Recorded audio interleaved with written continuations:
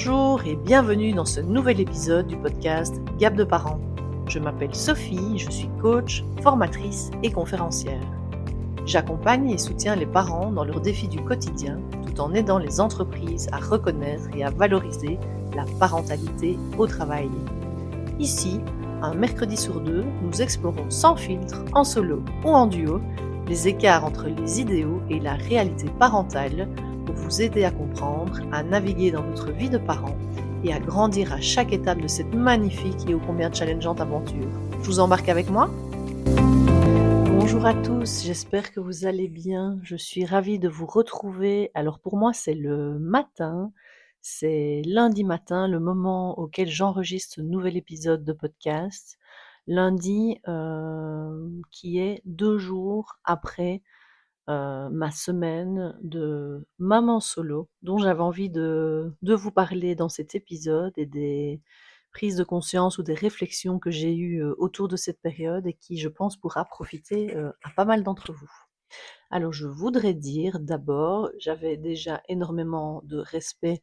Alors, j'ai du respect pour toute maman, pour tout parent, on est bien d'accord. Et en même temps, je me rends compte du fait d'avoir vécu 7 jours seule avec mon fils, que effectivement, c'est quand même un fameux challenge de tout assumer, de tout faire en termes logistiques, en termes émotionnels, en tout terme finalement. Donc, je tiens d'abord à faire un big up, un gros câlin et un gros bisou à toutes les mamans solo qui écoutent cet épisode, ce podcast. Bravo à vous.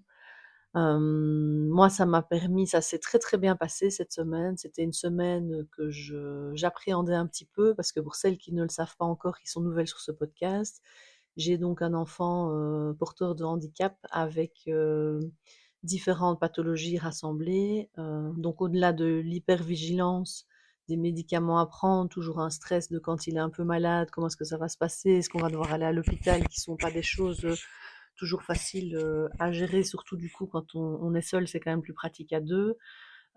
Des potentiels moments aussi plus compliqués, avec de la gestion de l'humeur, du comportement, des crises potentielles, avec un trouble du spectre autistique, de l'hyperactivité, et cetera. Donc ça fait quand même pas mal de choses, au quotidien qui sont là. Mais j'ai décidé de préparer un maximum cette semaine en amont, surtout de manière, logistique, je vais le dire ça comme ça, pour justement c'est un des gros sujets que je voulais partager avec vous aujourd'hui. J'ai remarqué et c'est marrant, j'ai eu le tilt, par rapport à ça, justement, un petit peu avant de me retrouver, seule avec lui, avec mon fils. J'ai, remarqué, en fait, que la meilleure façon je le savais déjà, je l'avais déjà remarqué par rapport au travail, que quand effectivement j'essayais de travailler un petit peu, aux côtés de mon fils, même un petit peu planqué et tout ça, ben, ça ne fonctionnait pas. Dès qu'il voyait l'ordinateur arriver, ça ne fonctionnait pas et moi ça me frustrait parce que du coup, bah, je ne savais pas envoyer juste le dernier email que j'avais dit que j'enverrais avant de terminer. Le téléphone aussi est quelque chose qui ne supporte pas quand je suis avec lui, que je sois au téléphone avec quelqu'un d'autre. Mais au-delà de ça, je continuais à faire des tâches, on va dire, des tâches logistiques ou de fin de journée comme tout parent, on va dire, à côté de lui. Et il faut savoir que mon fils, en fin de journée, est extrêmement sollicitant, demandant. Euh, et donc, j'ai remarqué que, effectivement, ne faire aucune autre tâche dans ces temps-là, justement, où je suis avec lui, engendrait beaucoup, beaucoup moins de frustration, de mon côté, mais également du sien.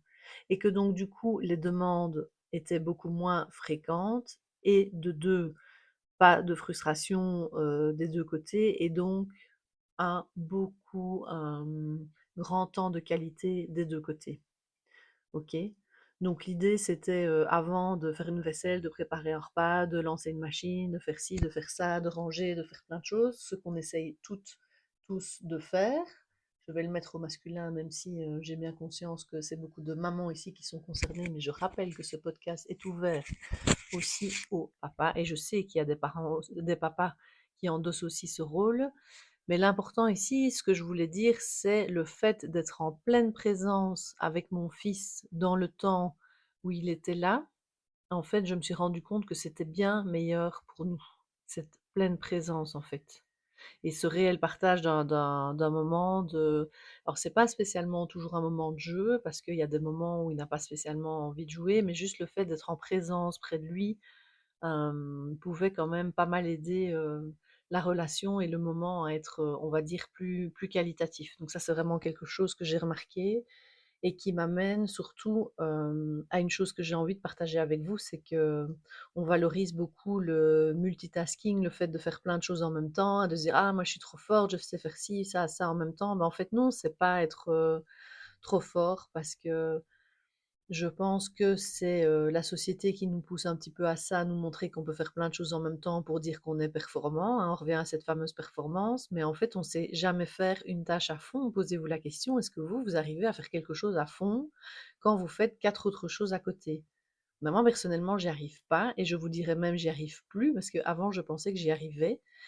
Et pour rappel, moi j'ai fait un burn-out, en 2018, et donc j'ai, quand même pas mal, cramé au niveau, neuronal à l'époque. Et je sais, par exemple, maintenant, quand je suis en train de cuisiner, par exemple, et que mon mari vient près de moi et qui me demande de prendre une décision, je lui dis: «Je ne saurais pas te répondre maintenant parce que je suis en train de faire quelque chose et donc je ne sais pas réfléchir en même temps pour prendre une décision là maintenant». Quelque chose que je ne lui aurais jamais dit avant. Maintenant, je le sais et je l'assume, et j'ai vraiment envie de vous partager ça avec vous. C'est qu'il ne faut pas avoir eu des neurones, qui ont eu des petits problèmes de burn-out pour, le vivre. C'est que vraiment le fait de faire une tâche ou une chose à fond est bien plus, est bien meilleur. C'est même pas au niveau productivité, mais c'est au niveau aussi ressenti de ce qu'on fait, conscience de ce qu'on fait. C'est ça, c'est vraiment mettre de la conscience dans les choses que nous faisons, qui est importante, que c'est beaucoup mieux. Vous voyez ce que je veux dire? Et je me souviens qu'à l'époque, j'avais fait un cycle de pleine conscience, donc j'avais fait, une formation, enfin je ne me formais pas pour devenir formatrice, mais j'ai vraiment, fait un cycle de pleine conscience pour vraiment apprendre à méditer au quotidien, et ça m'avait flashé dans la séance d'information, cette personne qui nous montrait en fait que, on essayait de tout faire en même temps, et qu'en fait, c'était pas possible de faire toutes, les tâches en même temps. Que le cerveau, en fait, il était pas, alors on pense qu'on est capable de, mais en fait, on fait jamais rien à fond. Et elle avait mis vraiment des dessins, sur son slide, je me souviens, et ça m'a vraiment marqué de me dire: «Ah ouais, c'est dingue! En fait, non, c'est pas possible». Je sais plus quel était l'exemple exact, mais il y avait le fait, elle nous avait demandé de faire 2 choses en même temps et de nous dire, le résultat. Et en fait, quand on faisait une des tâches à la fois, bah, ça fonctionnait super bien. Par contre, une fois qu'on devait faire les 2 tâches en simultané, bah, là, ça devenait trop compliqué, on n'arrivait pas au même résultat. Voyez ce que je veux dire? Et donc c'est vraiment ça qui est important, c'est de se dire une chose à la fois. Là, je vous parlais du temps avec mon fils, mais c'est à ça que je voulais vous amener aussi, c'est ce côté multitâche, hein. Je reviens avec le Wonder Woman, la Superman et tout ce que vous voulez. En fait, non, une chose à la fois. Et j'adore aussi Thomas Dansembourg, super auteur, conférencier, formateur, à la conscience de soi, qui lui parle aussi du fait que plus on met de choses dans notre vie, moins il y a de vie dans les choses qu'on fait. Je répète parce que je trouve que cette phrase est canon, c'est plus on met des choses dans notre vie, moins de vie il y a dans les choses qu'on fait. Mais c'est tellement vrai! Et donc à nouveau, pourquoi faire de un trop de choses en même temps, parce que c'est pas possible, et en même temps on profite pas de ce qu'on fait, on n'a pas la conscience de ce qu'on fait réellement et on n'est pas réellement en présence. Présence, conscience, pour moi, ce sont des mots qui deviennent super importants et que j'ai vraiment envie de vous transmettre, parce que je suis persuadée, en tout cas c'est ma croyance personnelle, que ça aide énormément au quotidien dans notre parentalité et avec nos enfants et dans notre couple et dans nos relations, de toute façon. Présence, qualité de présence, et aussi conscience des choses qu'on fait, des choses qu'on dit et réellement. Vous voyez ce que je veux dire? Et donc je pense vraiment que c'est important, cette conscience, et sortir aussi du mode pilote automatique et de subir les choses, vraiment, et de décider en conscience de ce qu'on fait. Alors clairement, je peux pas passer mon temps tout le temps en présence avec mon fils et ne pas, faire à manger, nettoyer, faire les lessives, travailler et cetera, mais tout ça, ça s'organise. Moi qui n'étais pas une pro de l'organisation, je me rends compte, et il y a beaucoup de gens qui parlent de ça aussi, le fait de se dire en fait, plus tu t'organises, plus tu as de liberté. Parce que le but, ce n'est pas de s'organiser à la minute près, à l'heure près. Par contre, quand on sait comment les choses s'imbriquent, comment est-ce qu'on va faire les choses, eh bien, dans les temps où on les fait, après, on est libre de faire ce qu'on veut faire. Vous voyez ce que je veux dire? Si moi, j'ai validé ou j'ai travaillé en amont tout ce qui est travail en tant que tel et ce qui est aussi logistique, on va dire ménagère de la maison, des repas, etc. Bah, qu'est-ce qui m'empêche du coup d'être en pleine présence avec mon fils? Rien du tout, en fait. Vous voyez? C'est cette question-là, en fait, qui est importante à se poser et de nouveau sortir de la soumission des choses et de subir les choses et de se rappeler pourquoi on les fait. Est-ce qu'on a besoin, par exemple, je vous en ai déjà parlé et je vous en reparlerai encore, est-ce qu'on a besoin de faire tout, maison, frais, machin, est-ce qu'on peut pas se faire aider, notamment par Monsieur Picard? Moi, j'ai découvert Monsieur Picard il y a 2 ans, mais qu'est-ce que Monsieur Picard me sauve la vie? Et c'est très bien. Et ça fait le job et on mange très bien et c'est OK. Alors le but n'est pas de manger du Picard tous les jours, mais est-ce qu'on a besoin de se mettre la barre haute tout le temps? Non. Ah oui, mais il faut manger ceci, cela. Alors je vous rappelle, moi je propose de sortir des il faut, des je dois, et plutôt repartir par je choisis de manger ça, je décide d'organiser mon emploi du temps comme ça, ou j'ai envie de faire comme ça. D'accord? Sortons de cette vie où nous subissons les choses et décidons de faire les choses à nouveau, en conscience et dans le vrai partage avec les personnes qui sont autour de nous. Et un point que je rajouterais aussi pour clôturer cet épisode qui est important pour moi, c'est le fait que notre société valorise, ça m'a encore flashé dans les discussions que j'ai eues les dernières semaines ici depuis ce début d'année, c'est comme la société, je le savais déjà mais j'ai encore eu des beaux rappels, valorise en fait le faire. Je fais ci, je travaille dans ça, j'ai fait autant de tâches, peu importe, faire toujours. Alors que où est la valorisation de l'être? Comme je le disais juste avant, être en réelle présence, avoir la conscience des choses qu'on fait,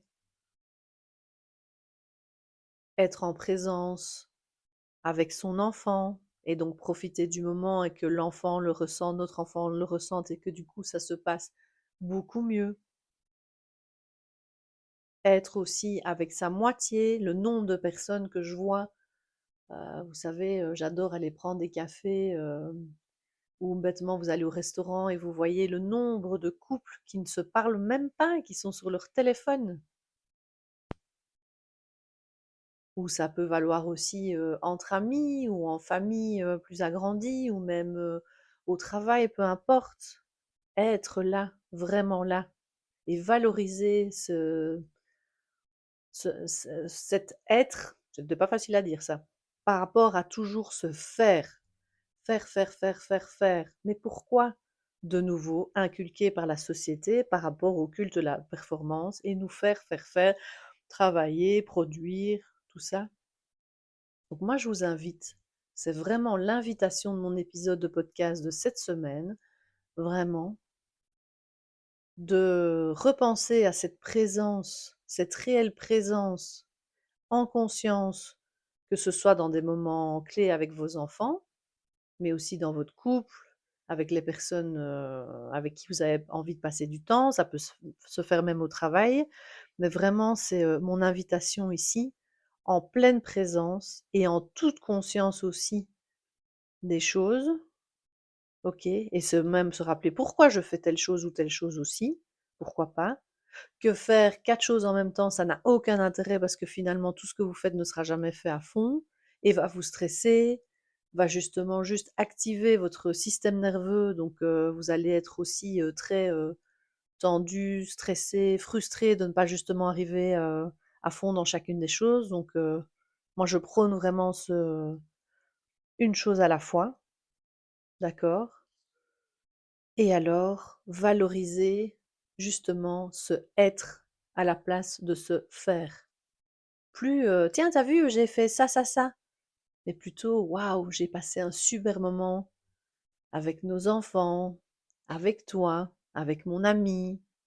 Voyez? Valoriser cet être au lieu de se faire. Voilà, c'est ça que j'avais envie de vous partager dans cet épisode d'aujourd'hui. N'hésitez pas à venir me dire ce que vous en pensez. en commentaire de cet épisode, en message privé sur les réseaux sociaux, peu importe. Merci d'ailleurs pour tous ces échanges que nous avons et qui me font tellement plaisir et je suis ravie de voir que ces épisodes vous aident à réfléchir, conscientiser certaines choses et merci d'être là et je vous retrouve tout bientôt pour un nouvel épisode du podcast Gap de parents. Merci à vous et prenez soin de vous surtout. J'espère que cet épisode vous a plu. N'hésitez pas à le partager à des parents qui pourraient avoir besoin d'entendre ces mots en ce moment. N'hésitez pas également à vous abonner au podcast sur votre plateforme d'écoute préférée si ce n'est pas encore fait. Et vous pouvez bien sûr me laisser un avis ou un commentaire, ça soutient énormément le podcast. Je vous remercie. Je vous attends également en message privé sur LinkedIn, Instagram ou Facebook pour me partager votre vécu personnel et ce que cet épisode vous a aidé à conscientiser aujourd'hui. Je serai ravie d'échanger avec vous sur ces sujets. Je vous remercie et je vous dis à très vite pour un nouvel épisode de Gap de parents.